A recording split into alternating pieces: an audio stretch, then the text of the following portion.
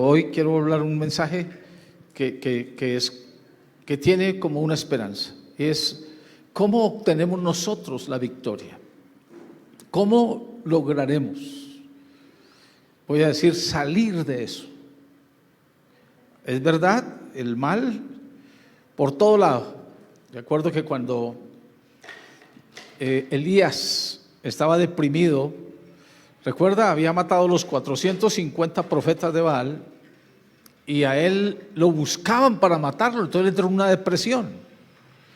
Y cuando él entra en esa depresión, él dice: solo yo he quedado y me buscan para quitarme la vida. Entonces estaba totalmente deprimido, pensando, todo se acabó. Pero Dios le dice a Elías, le dice: no, yo me he reservado 7,000 personas. Yo me he reservado unos que no han doblado su rodilla ante Baal. ¿Qué significa eso? Que todo tampoco está acabado. Significa que Dios tiene un remanente. Yo he ido a tratar problemas de iglesias y a veces hemos dicho, no, esto ya está perdido, pero me he dado cuenta que no. He aprendido por la experiencia que no, que Dios tiene siempre un remanente. Personas que entienden el reino y entonces se dan la pelea, se dan la lucha. Y es eso, usted tiene que entender el reino. Entonces voy a tratar de explicar cómo obtendremos la victoria. Entonces vamos a leer Zacarías capítulo 4, versículo 1 al 6. Zacarías capítulo 4, mírelo conmigo por favor. Zacarías 4, versículo 1 al 6 de Zacarías. Vamos a leer esta escritura y vamos a contextualizarnos en el pasaje. Vamos a identificar el enemigo y vamos a descubrir el significado y vamos a hacer una aplicación. Entonces, vamos a leer Zacarías 4:1. Dice: volvió el ángel que hablaba conmigo y me despertó como un hombre a quien se despierta de su sueño y me preguntó: ¿qué ves?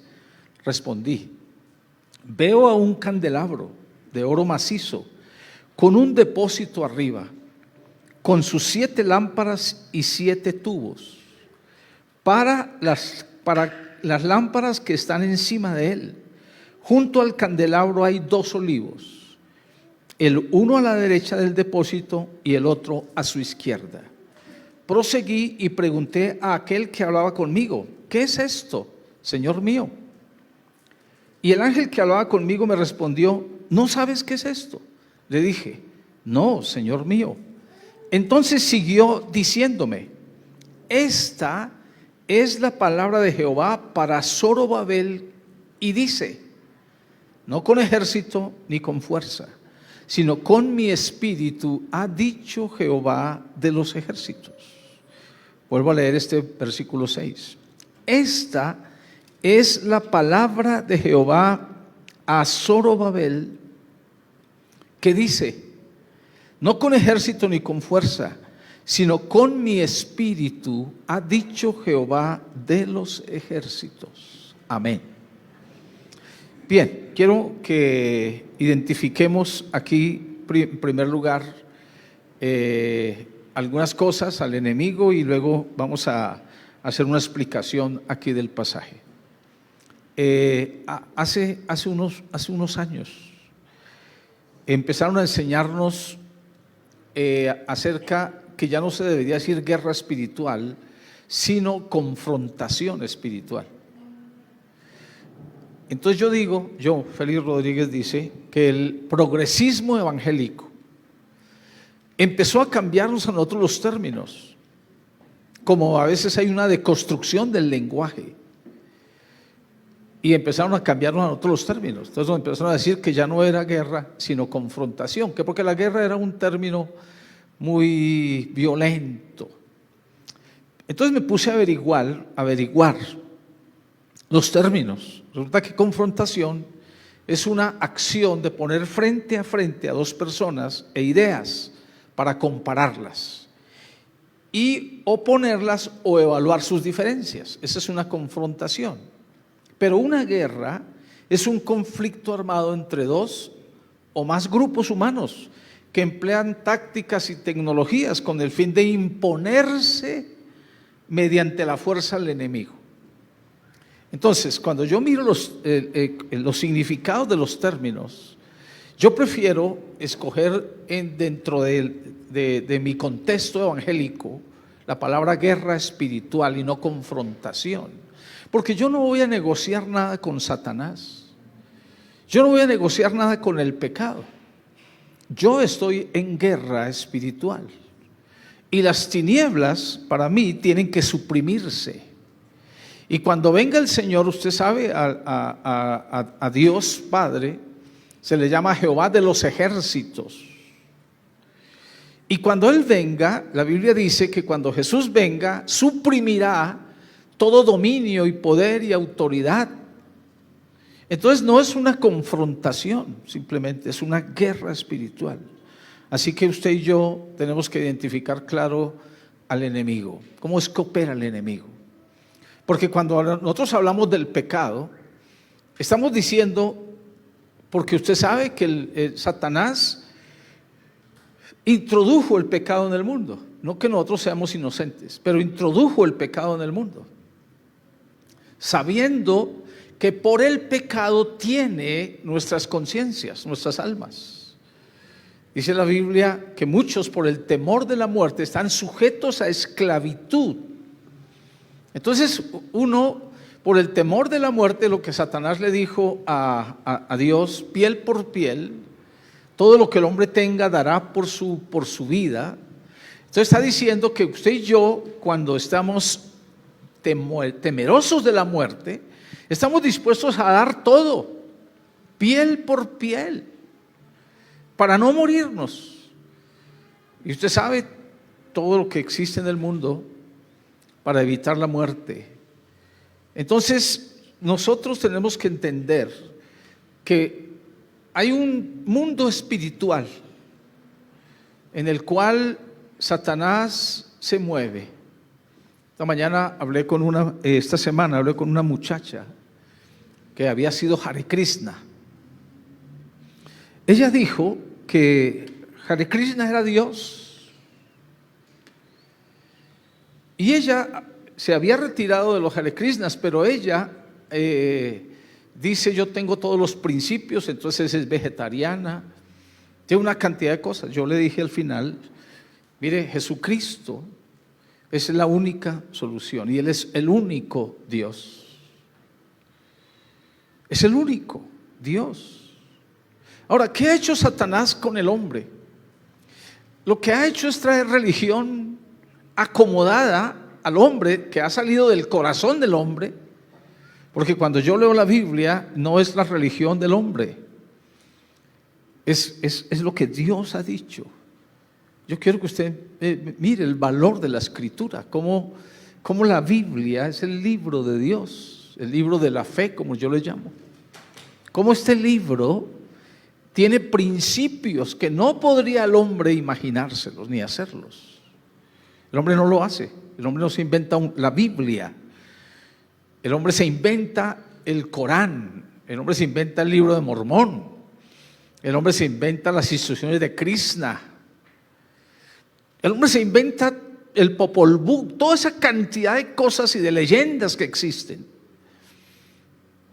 Pero solo hay un libro que revela a Dios y que revela quién es el ser humano, el hombre, que es la Biblia, la palabra de Dios. Entonces la Biblia dice que hay una guerra espiritual. Y quiero yo que la revisemos aquí, porque en segundo lugar que entremos al pasaje, este pasaje. Y este libro de Zacarías está contextualizado en el libro de Esdras. Esdras es el reconstructor del templo. Y es interesante que miremos aquí en este capítulo 4 cómo Zacarías ve, en primer lugar, Zacarías ve un candelabro de oro macizo que tiene un depósito arriba y tiene 7 lámparas y 7 tubos para las lámparas que están encima de él. Entonces tiene un candelabro que tiene 7 brazos. Me parece que este no es la menorá. Yo tengo una menorá y la iba a traer para ilustrar, pero es que no la encuentro aquí propiamente, entonces no la traje por esa razón. Pero la menorá tiene 7 brazos. Y dice aquí que al lado habían 2 olivos, junto al candelabro 2 olivos, el uno a la derecha y el otro a la izquierda. Y esos olivos que producen aceite, la idea de esos olivos era, uno a la derecha y otro a la izquierda, y en medio del candelabro la idea era que cargaran de aceite el candelabro y que ardiera todo el tiempo. Entonces se pregunta aquí, el ángel le pregunta, ¿qué es esto? Y él dice, no sé. Y entonces el ángel le dice, esta es la palabra de Dios a Zorobabel. ¿Quién es Zorobabel? Zorobabel es el reconstructor del templo, que Dios había mandado a construir el templo. Resulta que el templo estaba destruido, la gente había abandonado la fe. Ahora, quiero decirles esto, que si uno se contextualiza en la guerra espiritual, Satanás siempre quiere acabar la fe. Por eso es el odio contra Israel. El vestigio de Dios en el mundo es Israel. Entonces Satanás quiere acabar a Israel y va a tratar de hacerlo hasta el final. Y a la iglesia. ¿Saben que Satanás quiere iglesias que no le hagan ningún estorbo? Satanás quiere cristianos que no le hagan ningún estorbo, que se emborrachen, que bailen. Él quiere cristianos que se pavoneen con el pecado. Satanás no quiere cristianos consagrados, sino personas que le sirven a él. Entonces él no se preocupa. Mire, mis hermanos, uno tiene que mirar esa parte. Entonces, aquí Dios levanta a un hombre para construir el templo. Se llama Zorobabel. En los tiempos de Esdras, para que ayude, vamos a levantar el templo. Pero ¿qué había? ¿Qué pasaba? ¿Qué ambiente había alrededor de la construcción del templo? Primero, Dios despertó el espíritu de Ciro para mandar a reconstruir el templo. Los cristianos estaban todos asustados, todos con las manos amarradas, y Dios despertó el espíritu de Ciro, vaya y reconstruya el templo. Y Dios levantó profetas para animar al pueblo a reconstruir el templo. Quiero decir eso, mire, 2 cosas. Nunca la palabra de Dios está presa, pero Dios dará profetas, predicadores, personas que nos animen. Vamos a hacer. Vamos. Nos decía una hermana esta semana aquí que estuvo con nosotros, que ella escuchaba desde niña que Jesús venía.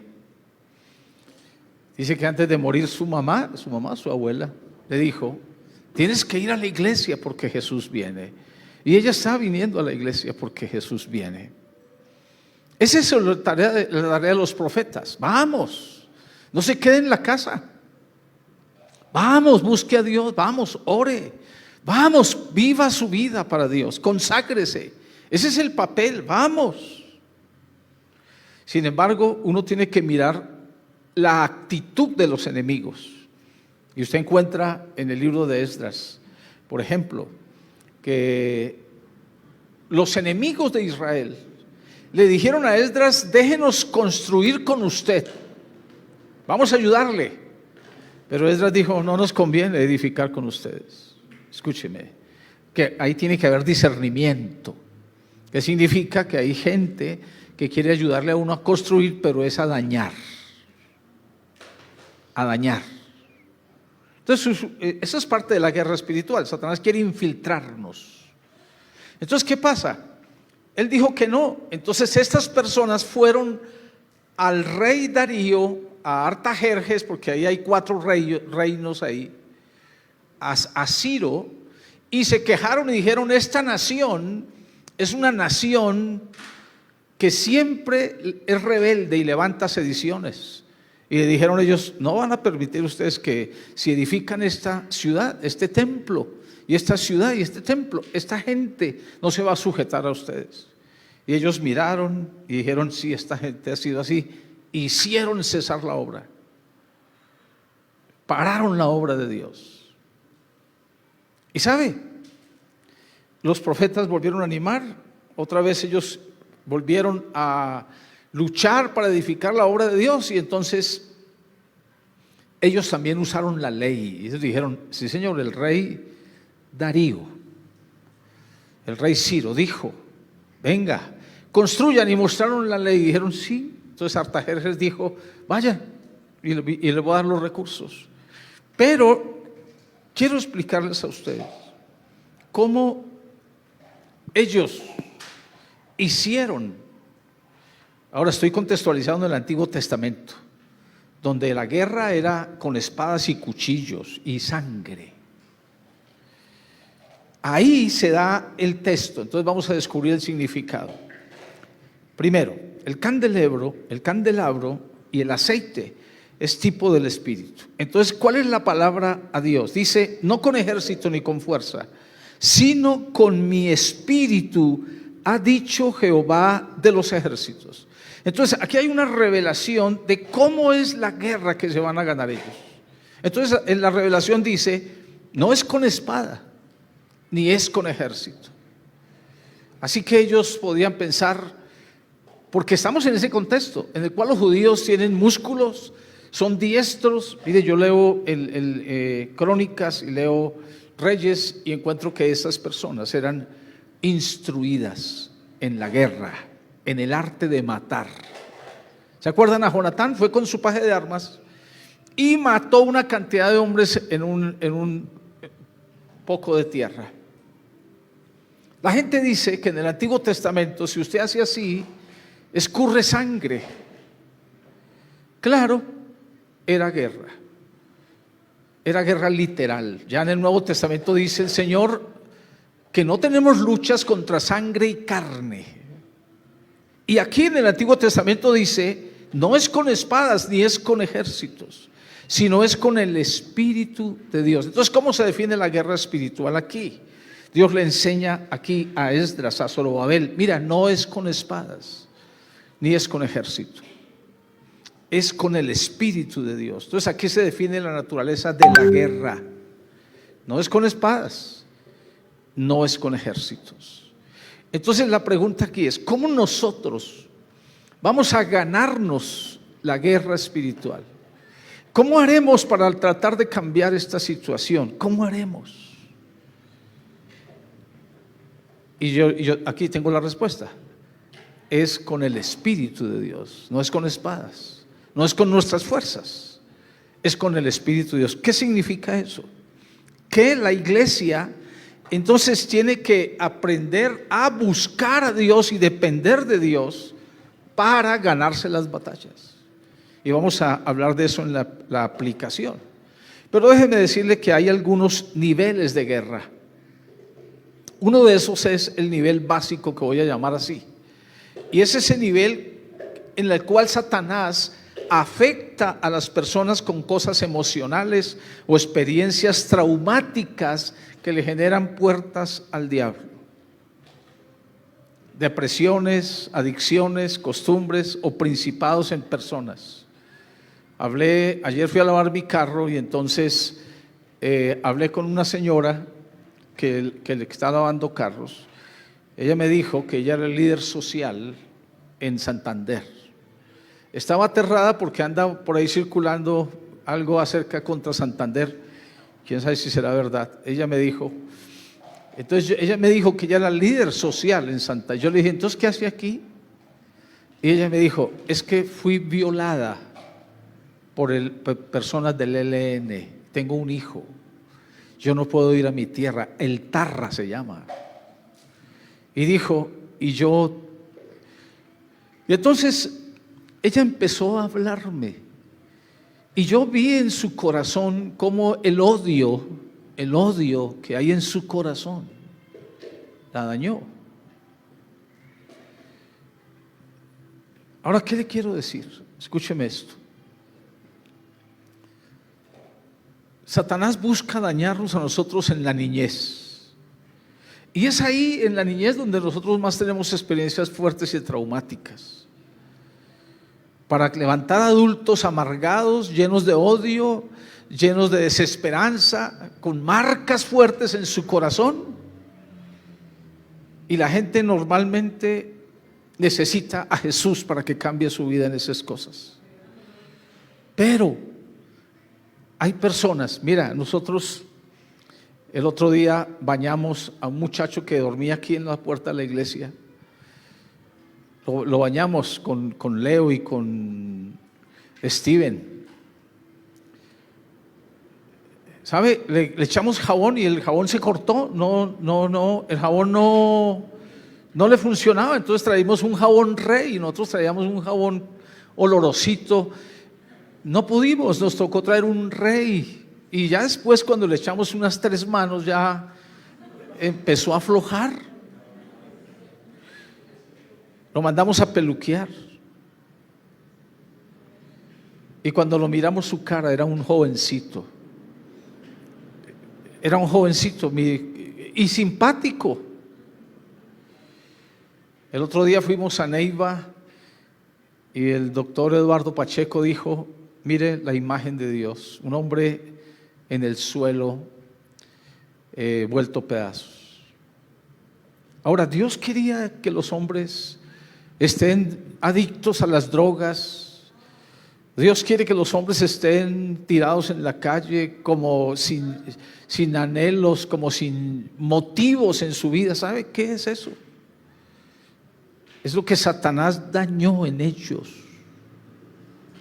Y en esas personas hay lo que yo llamo principados en ellos. Mire, Dios no nos hizo al ser humano para que fuera un adicto al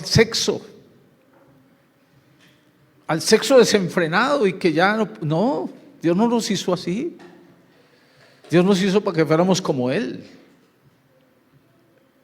equilibrados, y por eso nos dio una esposa, nos permitió casarnos, para que hiciéramos las cosas legítimamente, no como si no pudiéramos. Pero Satanás sí ha hecho eso en nosotros y ha traído principados a la vida del hombre.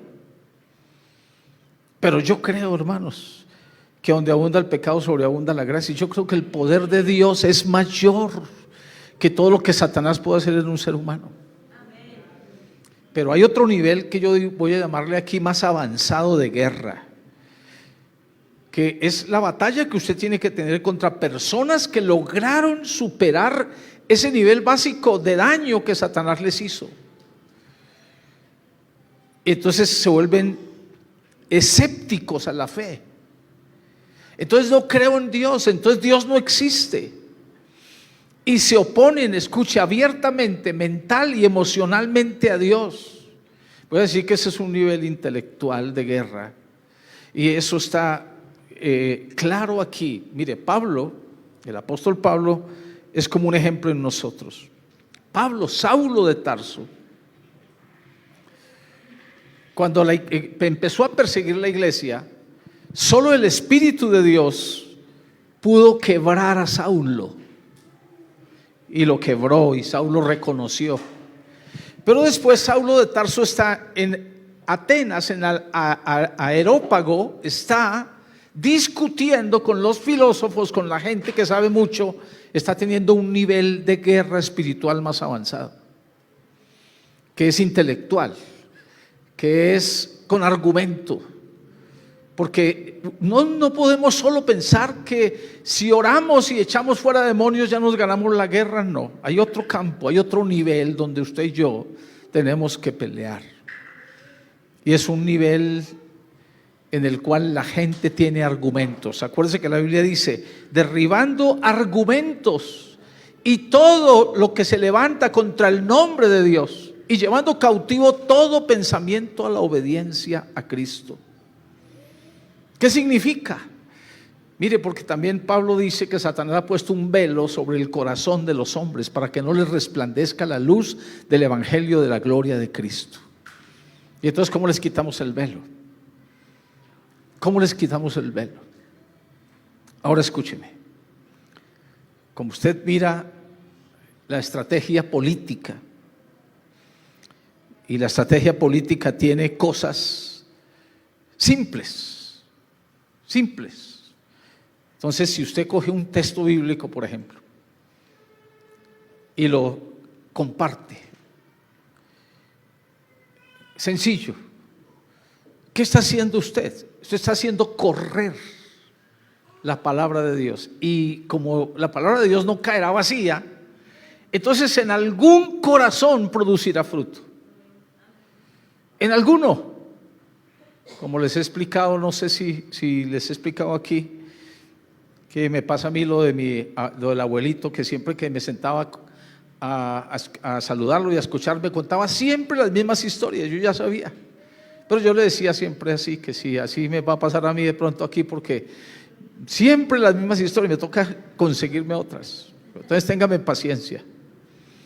Pero les conté que en Yopal una señora recicladora, ella empezó a separar los papeles del plástico y encontró un tratadito que la iglesia votó. Así que usted tranquilo, no sea tan religioso. Si tiene que votar un tratadito, tranquilo, vótelo, que el Espíritu hace su trabajo. Bueno, y usted dirá, ay, cuidado, porque es que eso es un pecado, que caiga la palabra de Dios al suelo. Pues usted no sabe qué hace el Espíritu. ¿Quién puede atar al Espíritu de Dios? Y entonces resulta que la señora, y a los que vayan a Yopal me comprometo a presentarle a la señora. ¿Ustedes me acuerdan? Escuchen esto. Mire, ella volvió a la iglesia y tocó la puerta y dijo, quiero que me enseñen esto. Y conoció a Jesús. Y está en la iglesia hace como 12, 15 años. Hermano, hay que correr la palabra de Dios. Hay que correrla. Hay que decir, hay esperanza. Hay que decir así. Había un hermanito que tenía en el taxi, tenía un avisito que decía, tranquilo, Dios todo lo puede, decía. Y se subió un músico, Armando Velázquez. Dicen que Armando Velázquez era el primer arreglista que había en Colombia. Y se subió al taxi y le dijo al hermano, ¿cómo así? Que tranquilo, que Dios todo lo puede, ayúdeme. Y el hermanito era nuevo. Y le dijo, ¿sabe qué? Yo no sé nada, pero camine, yo lo llevo donde el pastor. Y él le dijo, no tengo tiempo. Hábleme ya. Y él dijo, es que yo soy nuevo, yo no sé. Yo no sabía qué hacer. Y entonces el hermano le dijo, pero ¿usted a qué hora sale? Y él dijo, yo salgo al mediodía.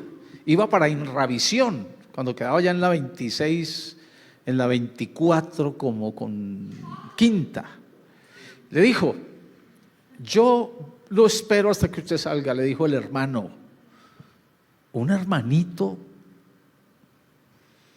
que no sabía ni leer bien. Y lo esperó. Y cuando salió le pitó y le dijo, lo estoy esperando. Y el otro se rascó la cabeza y dijo, bueno, vamos. Y lo llevó donde el pastor Marcos Díaz. Y conoció a Jesús. Y yo conocí a Armando Velázquez. La iglesia de Santa Isabel tuvo un avivamiento de música, porque ese hombre era un músico excelente. Toca hacer correr la palabra de Dios, porque ella tiene poder en sí. Por eso se dice que no es con espadas ni con ejércitos, sino con el Espíritu de Dios. Entonces, esto que estamos hablando aquí es un llamado, escúcheme, a la oración. Esto es un llamado a la oración, porque entonces ¿cómo nos ganamos nosotros la guerra espiritual? Porque el pecado genera eso, una guerra. Entonces ya no es con armas. Ya no es con armas. Escúcheme. Mire, usted tiene que tener disciplina, claro, disciplinas. Usted cría a los hijos con disciplinas, pero gaste tiempo en la oración. Ya no es con armas, ya es dependiendo del poder de Dios. Entonces ahí está Saulo de Tarso. Mire, la iglesia, dice la Biblia, que estaba siendo perseguida, y la iglesia hacía oración sin cesar a Dios. ¿Recuerdan el caso de Pedro, que fue liberado por un ángel de la cárcel? Entonces la iglesia era una iglesia que oraba, y entonces el Espíritu Santo viene y quiebra a Saulo de Tarso, y Saulo de Tarso queda ciego y se convierte.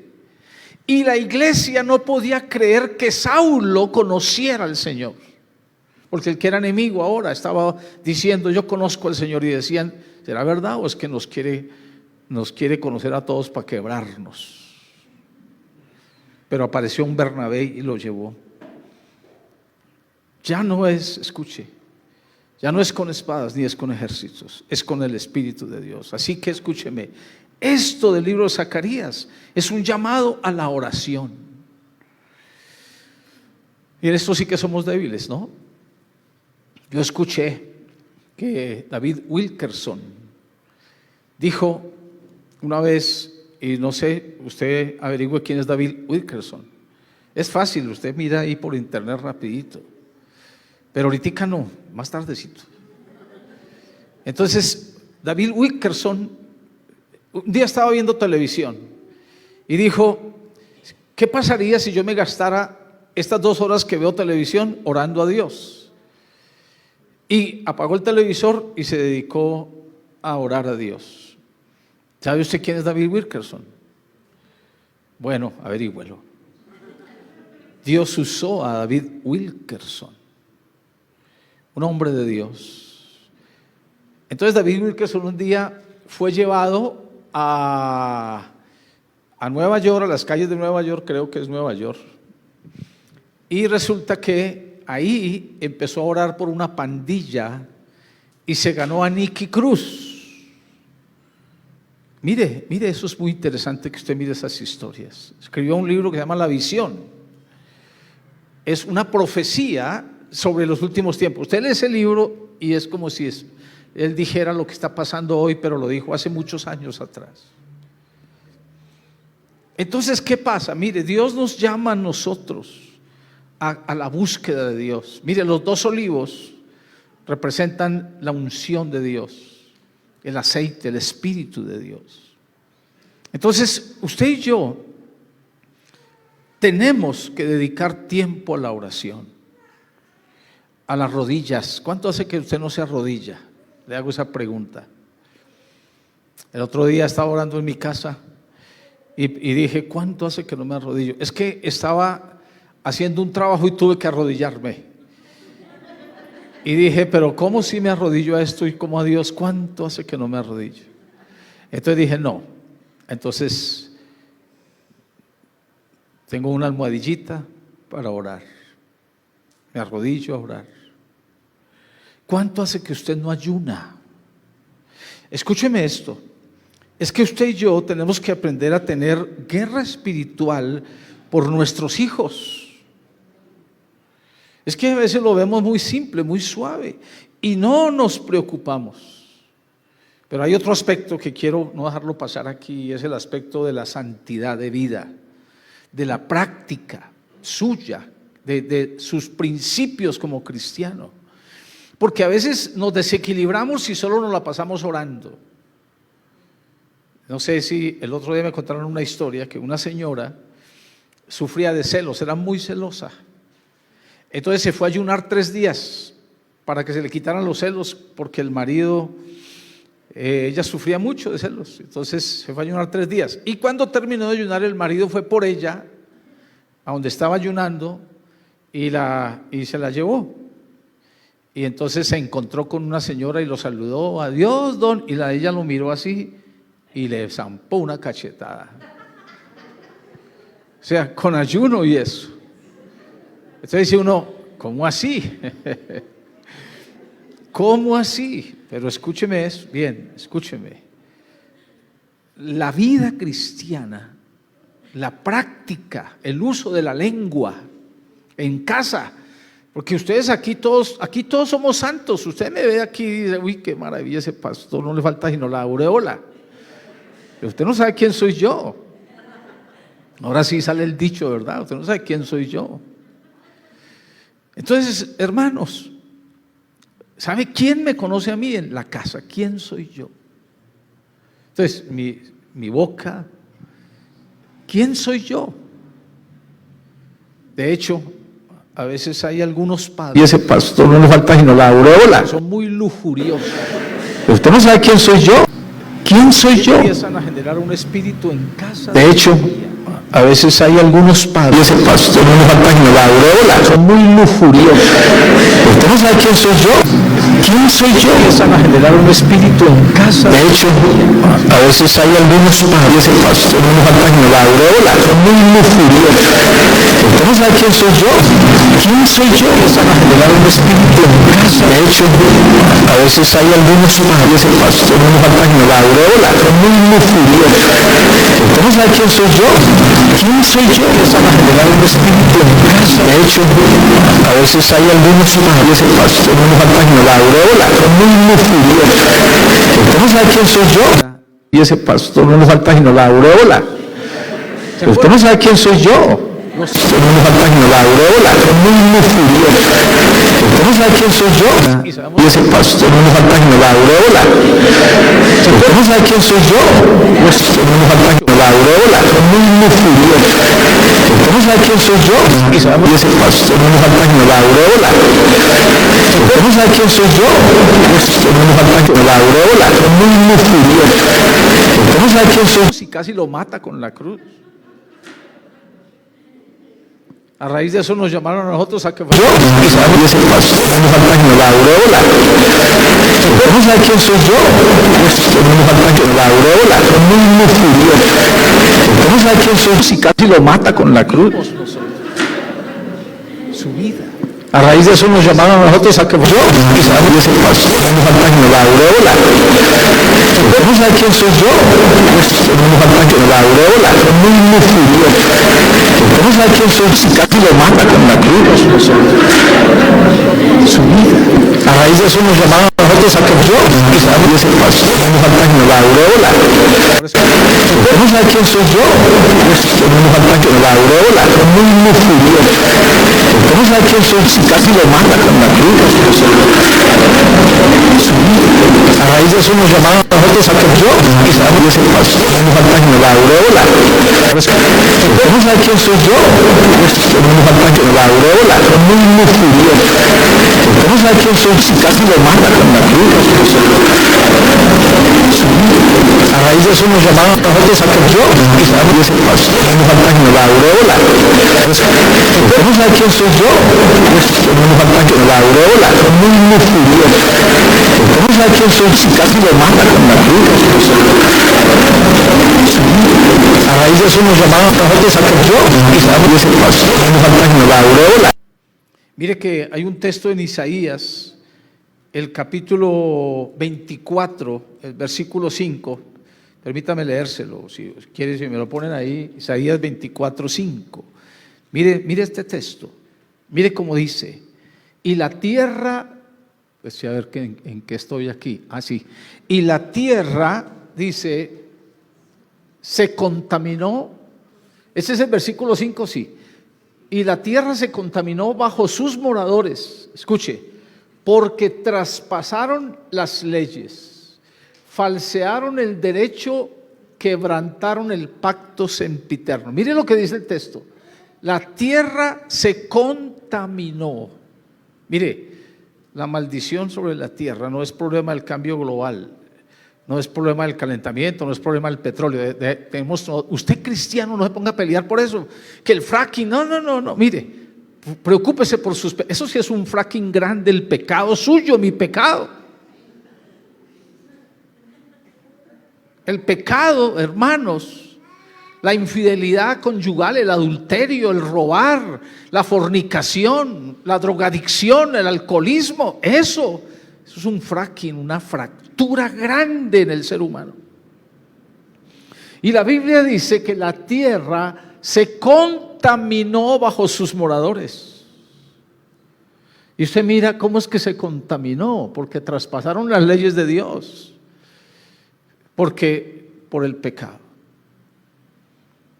Entonces la guerra espiritual, mis queridos hermanos, implica que usted es un hombre santo. ¿Y cómo usted se gana sus batallas a nivel familiar? Porque a veces, mire, ¿sabe qué nos pasa a nosotros a veces? Nosotros creemos en el Señor y dejamos que nuestros hijos sean libres y creerán o no creerán. Pero usted es el pastor. ¿Y qué es lo que hace el pastor? Pregunta, ¿qué hace? Guiar, enseñar. ¿Y qué hace? Dará cuentas a Dios. Escuche, no le voy a decir que usted tiene que enseñar, le voy a decir que usted le va a dar cuentas a Dios por sus hijos. Y qué pena, pero lo va a poner así. Porque la Biblia dice eso. Entonces, ¿qué tiene que hacer usted? Usted no puede dejarlos libres, no. Mire, hijo, la Biblia dice acá. La Biblia dice. Y usted hace una guerra espiritual. Un llamado a la oración. Señor, guarda a mis hijos, guárdalos. A los hombres y a las mujeres, guarda a mis hijos. Mire, la guerra es fuerte. Yo tengo 3 hijos y he tenido muchas luchas con mis hijos. Y oramos a Dios. Y hemos ayunado 3 días. Vamos a ayunar, no vamos a comer nada. Porque Dios tiene que tumbar esto. Y como les conté el otro día, Dios nos ha dado victorias en eso. Y la iglesia, sí que es importante la iglesia. Por eso es muy importante que usted venga a nuestros tiempos de oración. Porque mis hermanos, no vaya a creer usted, mire, la gente anda por ahí, por la calle, pero su destino es el infierno. ¿Cuál será su destino? Usted y yo no podemos estar tranquilos. Y como decía Anita, no es tanto el problema político y que por eso nos vamos a consagrar, no. No, es su vida. Es eso. Amén. Así que ¿cómo es que vamos a librar la batalla? No es con espadas ni es con ejércitos. Es un llamado a la oración, es un llamado a la palabra, es un llamado a la santidad de vida, es un llamado a atraer la presencia de Dios a la iglesia, a las personas.